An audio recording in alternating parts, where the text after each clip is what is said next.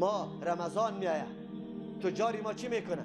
تجاری ما نرخا بالا شد. امروز یک نرخ است، سبا رمضان است که میری دیگه نرخ است. از کجا بالا شدی؟ ای مسلمان، به الله قسم در مورد امتحان الله قرار داری، خبر داری یا نه؟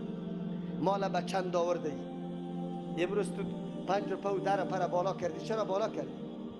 به خاطر که رمضان آمد، مردم رمضان خوب گرفته نتونه، برای خود یک افطاری را خریده نتونه. به این خاطر روزی قیامت پیش الله رفته نیستی. الله از پیشت سوال میکنه. این امتحانت است، امتحانت است. بنی اسرائیل در روز شنبه ماهی در سر دریا می آمد که می دیدی دریا پر از ماهی بود. امتحان بود، امتحان که تو باش بنی اسرائیل چی میکنه. حیله ها جور کردن، حیله ها، لیکن انجام شادی ها شد. مسلمان بدانی، ای دکاندار در این مسجد که حاضر هستی در نرخ تغییر نبیه. مالی که به کدام قیمت آوردی به مون نرخی که ثابت میفروختی، بلکه 1 روپه 2 روپه به خاطر رضای الله تخفیف بده، تخفیف بده.